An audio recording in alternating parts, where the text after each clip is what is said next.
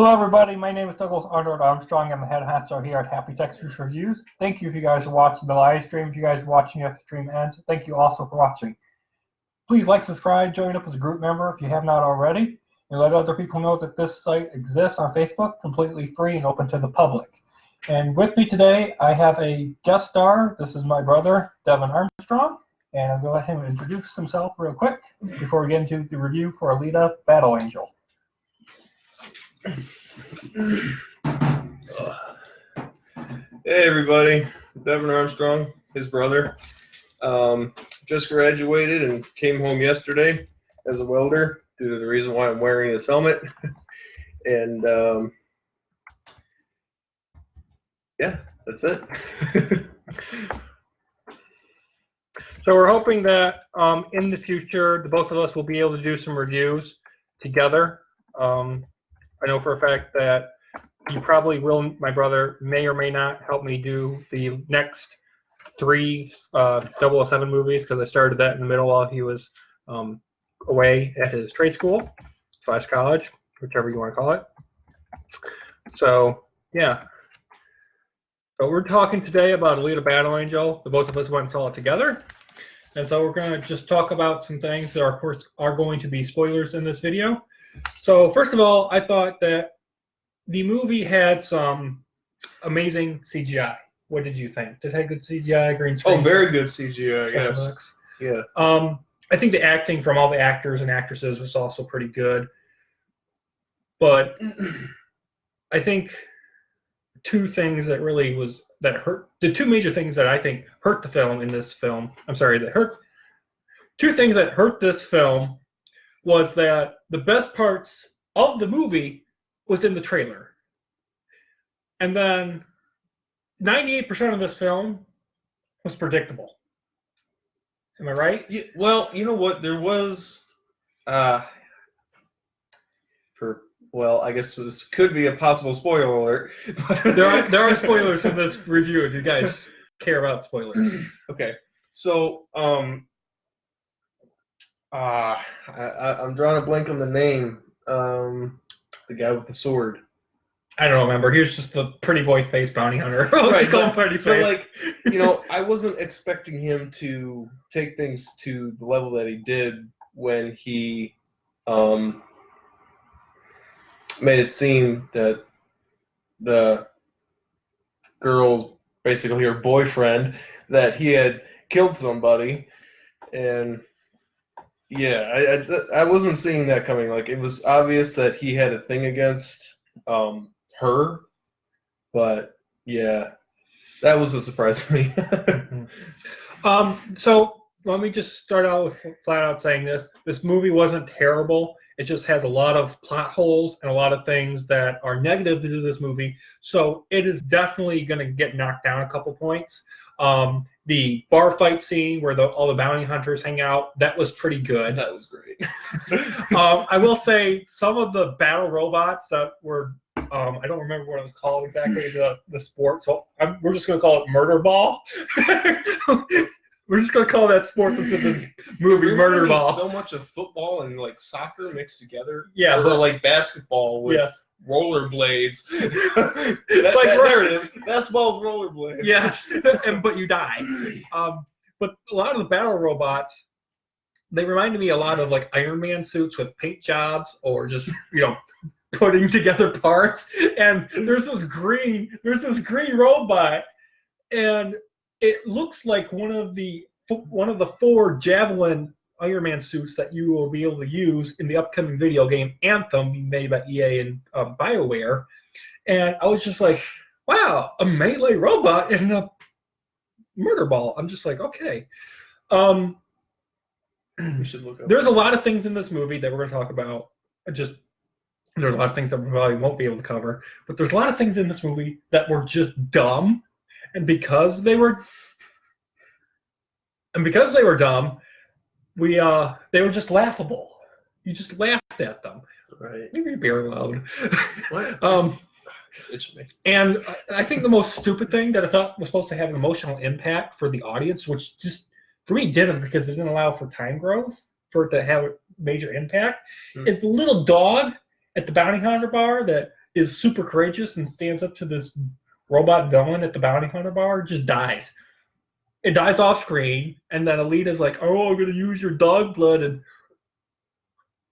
because we need to stay as close to anime based on the movie and whatnot as much as possible." And I'm just like,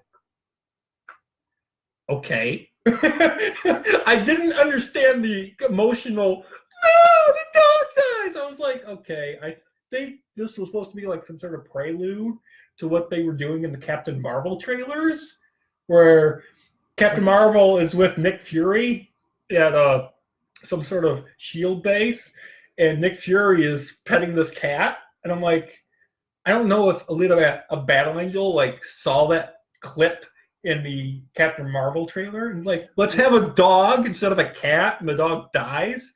This could be a long shot, but who made this movie? Writers and directors that ended up doing movies like Terminator 2, Judgment Day, Avatar, James Cameron. Are they dog lovers? I don't know. I don't know. Because that could explain why. I don't know. I They don't put their own little touch in there, maybe. I don't know. Overall, this movie had a lot of bad dialogue, and this movie is filled to the brim with dialogue. Speaking of the bar fight scene in Bounty Hunters, what did you think about the old guy? I can't remember the guy's name. He's a famous actor with all the robot dogs. He didn't really do much except just sit there and watch as everybody got their asses beat. It was kind of funny. Yes, and then even when he got quote-unquote involved with the action, all he did was send his dogs to do the dirty work. They don't even do anything. There was only one like actual action scene that he did anything, and that was to save Alice. Mm-hmm. All right, let's continue. What did you think? There's tons of spoilers. We're not just talk spoilers all day long. That's fine. This isn't like anyone cares, so they'll go. There is. What did you think of the boyfriend switching to the good side, and like the ex-wife of the repair dude switching from the bad to the good side, sort of? We'll get, because the ex-wife ends up trying to get to High Command City, and like no one actually goes there. We'll talk about that one scene in a second. But what did you think about people constantly switching from good to bad and bad to good? I found the boyfriend. I found his role in the movie quite interesting. Because of the fact. You thought Hugo was interesting. Because of the fact that he was stripping cyborgs for their arms and all their limbs, and then he ends up meeting Alita. Okay, this is Alice in Wonderland. I said Alice. Yeah, it's Alita. I thought it was. Okay, we're good. Whatever, we're good. Anyway, but then he meets her, and he gets a realization, I guess a moral check. Yeah, it takes a woman that's 300 plus years old to make this vampire killing, ripping apart cyborgs to get a reality check. Yeah, that's just, oh my goodness. What did you think about the ex-wife to the repair guy?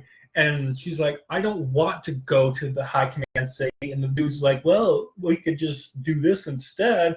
She's like, no, I'm leaving. I'm going back to my husband. And the quote-unquote main bad guy, which is not the main bad guy, is like, no, you're going to just go. But when you go to High City, you're going to be nothing but eyeballs, your brain, your heart. And that's it. That's all it goes, because that's all that main bad guy wants.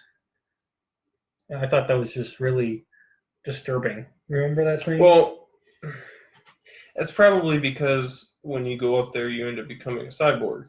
I sure hope so. I wouldn't want to stay locked in a case. No, what I mean is if you aren't one already, or you don't have a mechanical arm or something like that, then you end up becoming that as you when you get up there. Gotcha. Well, when your brain and eyes and get up there.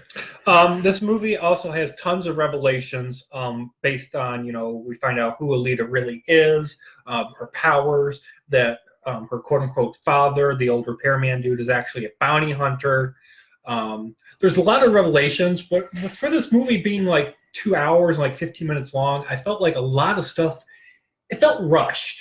There was a lot of revelations and amazing set pieces, and you feel like the world's sometimes filled with people, like it feels lived in, and then other times, because it's so rushed, it feels like it's empty and it's only focusing on a couple characters and everyone's just pushed to the side. True. And that just kind of drove me insane. Like I said, I like the bounty hunter backstory and the universe and all their laws and whatnot. I kind of wanted it to dive a little deeper. To give a bigger picture. Yeah. Yeah. And honestly, I think a lot of the characters is going to be forgotten. I think the character development in this movie, except for Alita, she was a kick-ass female lead character, but not what they're drilling us to death with what the actress that's playing Captain Marvel is doing, where she's like, oh, I hate white men, and white men shouldn't go see my movie. Alita didn't do any of that stuff with the marketing for this movie. Alita is like, I'm a strong woman. I'm going to protect the weak from the strong. Women's rights. And I'm going to kick butt. But that's about it. I think the rest of the writing, the film, and whatnot, this is a movie that's going to be easily forgotten about in a month. Because a lot of things that happen in this movie are predictable, like I said, and they're recycled. You've seen it 100 times. Yeah. Never mind what I said, the wrong term, but anyway. There's not a lot of originality. Yeah. And that kind of hurts this movie. The love story between Alita and Hugo reminded me a lot of Twilight. And at times it was kind of cringy. Oh, you know what? Yeah. A little bit, yeah. So, quick question. Yeah.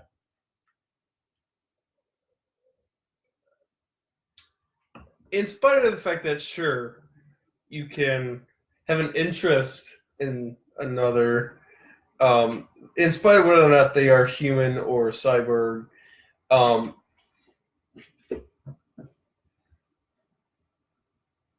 someone explain to me how they're supposed to have, you can say it. Intimate, relationship. Yeah. We'll get to that in the plot hole department in just a minute. We'll get to that in a second. It gets even worse when he ends up becoming a cyborg also. Oh, hang on. We'll get to that in a second. By the way, Alita is 300 plus years old. Yeah, because she has a heart that can literally power, like, the entire city. The entire city for who knows how many years. And I'm just like, what is this dude that's like 20, 25 or whatever dating? I'm like, okay, that's a little weird. Yeah. I mean, she looks hot. She's hot. Don't get me wrong. But you do know, I'm pretty sure that was actually a live person. Yeah, I know. I don't care. I don't care. I'm just saying, for the movie's sake, she was hot, and I can understand why. Just shut up. Anyway, Hugo, falling in love with her didn't surprise me, and I was like, okay, the love at first sight thing. I was like, okay. I'm like, somehow when that whole scene where the two of them meet, somehow Alita's eyes just they got double bigger. Like they just went from here. That was kind of the point. From here. And I'm like, oh, me Nike. Anyway, what else? Shut up. I'm talking about Hugo, not me. Shut. What did you think of that one scene where we're moving on? What did you think? This is terrible, brother. Stop talking.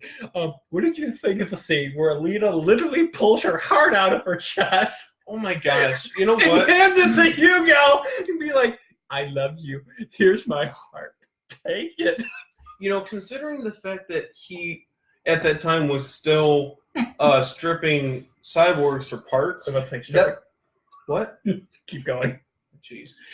For him, I think that was a very stressful and I don't know, like disturbing.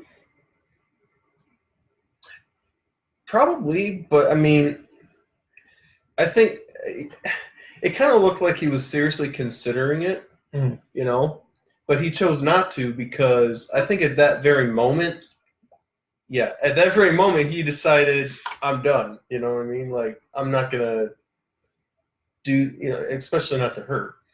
And did you notice that the liquid that's pumping into her heart, the left side was red and the right side was blue? I saw that. I'm like, oh, that's an Easter egg from Matrix. The red and blue pill, Billy. That has nothing to do with blood, though. Close enough. Anyways, I thought the blue is for the mechanical parts. For all we know, it's coolant. And then you got the blood for her, the head. Okay.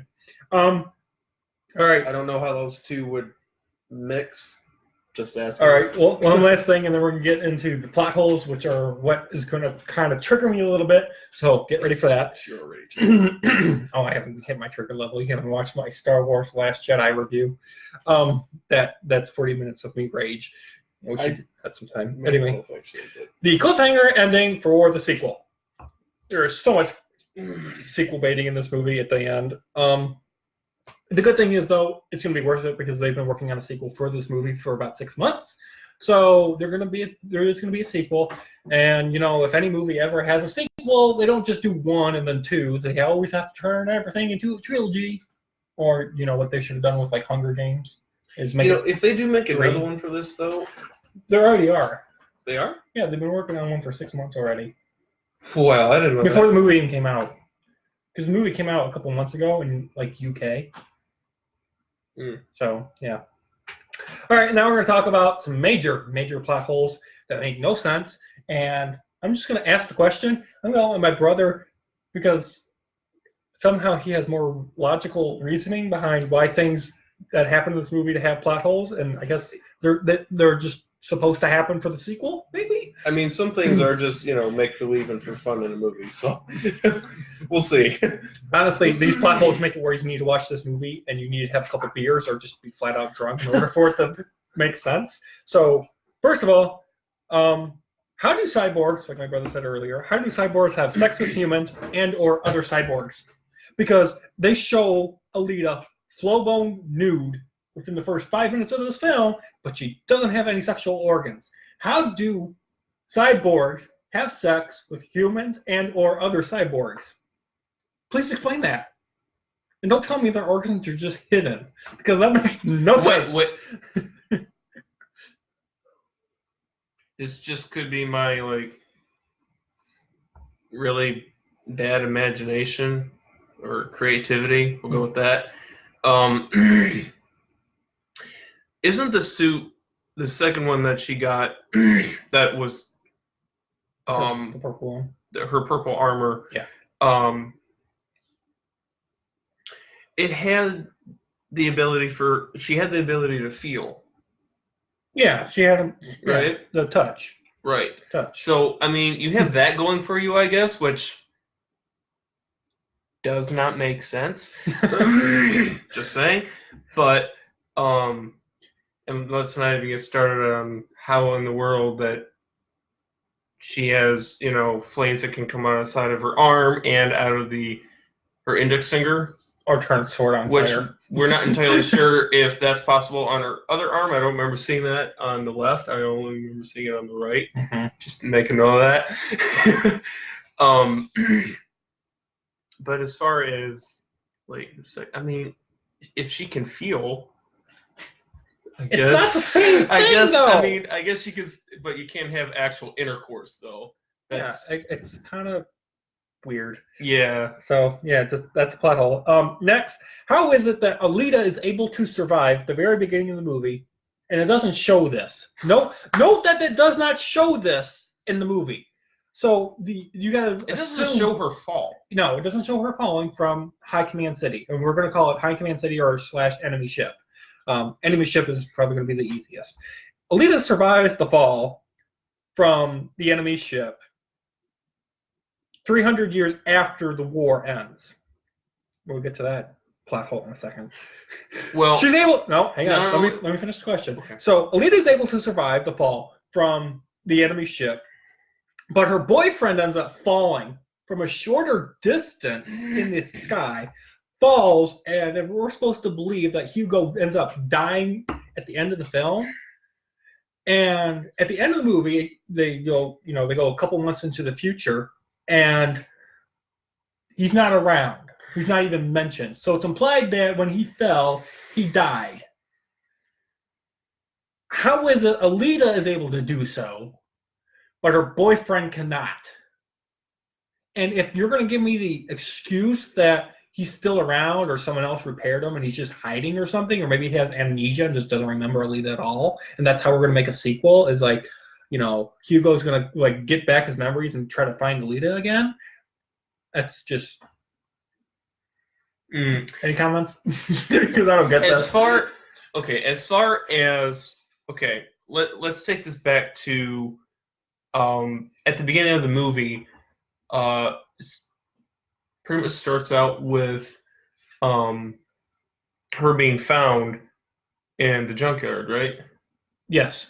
Okay. Well, the junkyard, the way that all that is piled up is because at the middle of what are we calling it? The enemy ship. The enemy spaceship. It There's has a trash chute. It has like a trash chute, which Star Wars reference. Go ahead. just without the compressor. It's a trash compactor, but I can keep going. Okay, trash compactor. Anyways, it is said in the movie that basically she fell out of that. So who put her in the trash chute? But the thing is that I'm pretty sure that is actually a well, I'm not sure. It could have been a higher fall or less.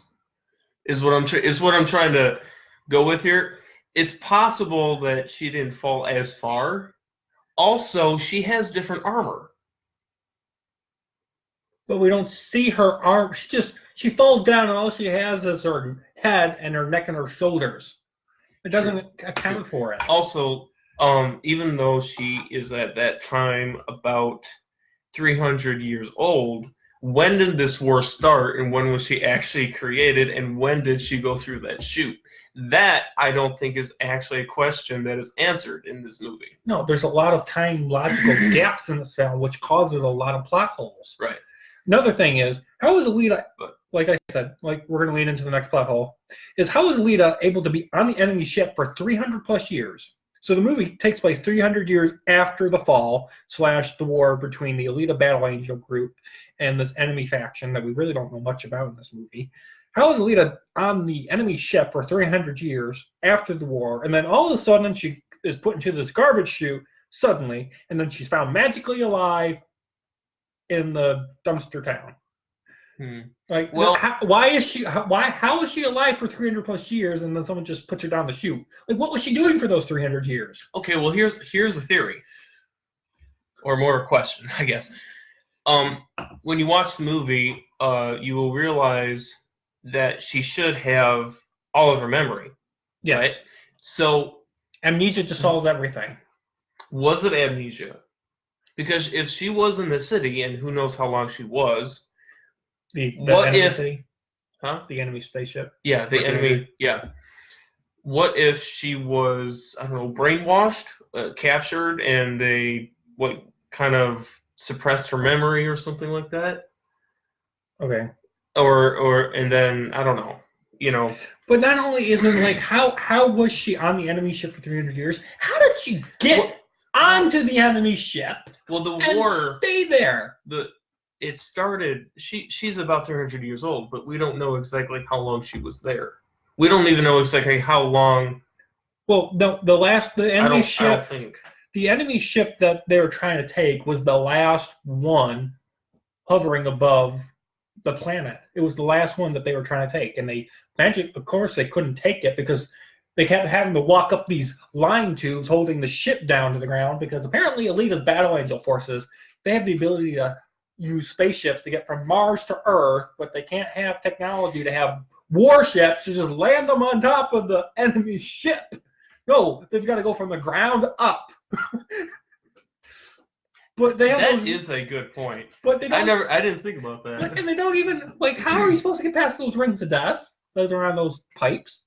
How Oh my did gosh. Alita do so? How did Alita do so? Wait. Okay, we need to go back to real quick because you just reminded me of something. Mm. When watching the movie, Aaliyah almost gets killed by one of those rings that go down the Yes. stick.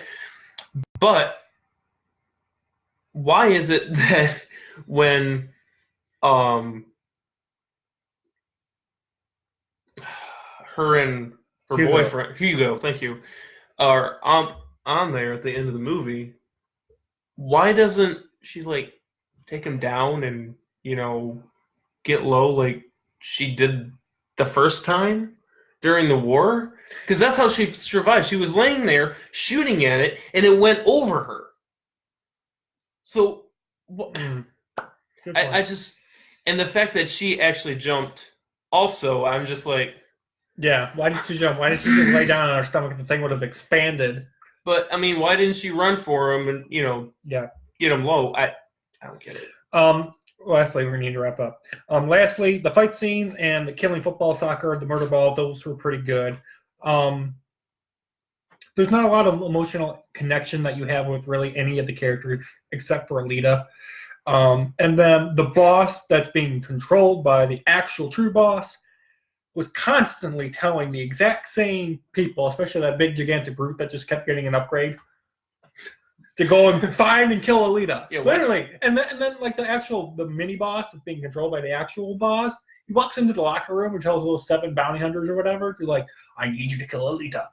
What happens 10 minutes later? He tells the people that survived that, plus a new batch of people, I need you to go kill Alita. Hey, Hey, you've been repaired and fixed for the 3rd time? Oh, you've been failing me forever and ever and ever? That's okay. I'm going to give you a free pass. Would you please go kill Alita now? Like, what the heck? Quit putting your trust in the idiot, you dumb villain. That's why the bad guys in this movie were not convincing. I was like, at least, like, with Empire Strikes Back, Star Wars, Darth Vader, when he gave a command to the Imperial forces to do an objective and they failed, you know what happened? You either got reprimanded terribly or he force choked you to death and someone took your place. There's nothing like that in this movie. Well, and lastly, how is it that this ship, there's only one enemy ship left after the war? Why is there only one There's left? only one left. Like what? The Alita Battle Angel forces couldn't somehow take it over? What, were their forces destroyed or wiped out trying to take out all the others? Or was it the battle on the moon that drove them to lose so many troops?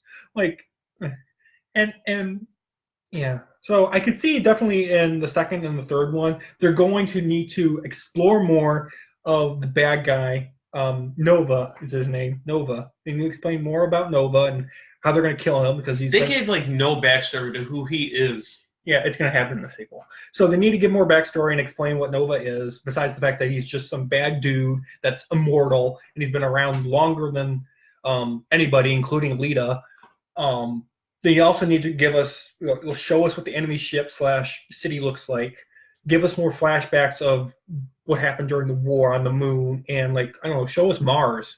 Like if you're going to say that the battle angels, especially like Alita, came from the planet Mars to try to protect Earth and wipe out this enemy war faction, show us the battles. Like, don't just give us some glimpses. Like, I mean, it's cool that they did that, but I want more. I feel like it might. I don't know. I feel like it would be a good idea also for them to make it where she goes to one of those planets. Yes. Like to the moon or Mars, where apparently she was made. Yes. Or her race, quote unquote, started out. Yeah. That would be a very interesting thing. I don't know how they would do that though. Like, well, if they could, what reason she would have to go there? They could do something kind of like the Maze Runner trilogy, where the first one, Alita's trying to figure out who she is. She has amnesia. She doesn't know who she is. She finds out who the bad guy might be or isn't, and then she finds out who it is. And then, she has her friends. She has her allies. They get out of a dangerous situation. She becomes the warrior champ. So think of Alita and Thomas. Think of Alita and Thomas as the same person, and then picture the Maze Runner trilogy, but running in the world of Alita Battle Angel. Like the second movie could be about what goes on the moon, and then the third movie ends and has the big climax on Mars, and Alita finds out that, hey, I'm not the last person. There's more of my kind on Mars, and that's where she ends up staying. And Hugo's alive, and they live happily ever No, after. that could be an interesting one. Is maybe there's somehow that there is others, and she goes looking for them. I could see that. Yes. Yeah. But she doesn't know that they exist. Maybe there's like a faint trace, and like everyone's like, well, this signal was sent 200 years ago. What are the chances? But she goes after her. Yeah, I can see that. Yeah. All right, guys. I know this video has been extremely long, over 30 minutes, so we're gonna put a wrap on this. I think we've covered basically everything. This movie isn't bad. It's definitely worth seeing. Definitely very good. Yes. I would encourage you guys to go see it. Doesn't matter what your ticket price is. You might enjoy it if you want to see it in 3D. 3D, of course, is going to give you a better experience. Myself and my brother, we don't see 3D movies.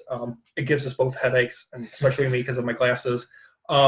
So if you want, you can see it in 3D. It's not a requirement. I mean, I thought watching it without 3D was just perfectly fine. It was still pretty good. So I mean, it's not a requirement to see this movie in 3D, even though it's been advertised heavily that it's meant for the 3D experience.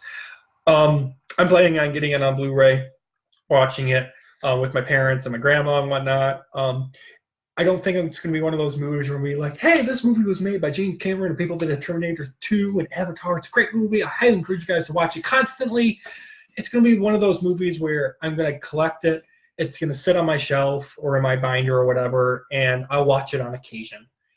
Might be better time watching this movie drunk.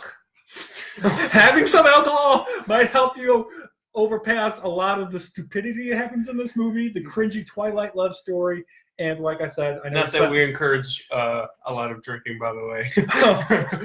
You can drink, don't get drunk. But just know that you might need a little bit of liquor in your system to relax your brain. Just to say the least, I felt like I needed it halfway through. With that, I'm going to give Alita Battle Angel a 6 out of 10. And what are you going to give it? 6 out of 10? I'm going to give it a 6 out of 10. I thought it was above average. It wasn't. I thought it was a good movie. I'm going to give it. I was thinking about giving it a 4 or 5. But it did have some things that were kind of questionable, but in general, it was a good movie. So I'm going to give it a 6. I'm kind of in the 6 to 7 range, I think. Okay, well, you get a final score. You can give it a 6.5 if you want, and that makes it easier for you.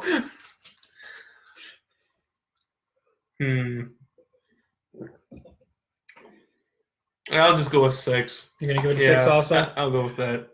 All right. Thank you guys so much for watching. Look out for more reviews coming out very soon. I am planning on, of course, continuing my 007 series. So I'm going to be doing 007 Quantum of Solace in a couple days. And I'm also planning on reviewing Deepwater Horizon with Mark Wahlberg. So look forward to those coming out very soon. And also, my brother and I will probably be going and seeing How to Train Your Dragon 3, The Hidden World, this upcoming weekend. So when we do that review, we're going to just talk about all 3 How to Train Your Dragon movies all at once. So we're just going to... Oh, I'm going to have to watch the first and second one. We'll do that before going to see the third one. Okay. So look for those reviews coming out very soon. Thank you very much for watching, guys. Have a great day, and peace out. Bye.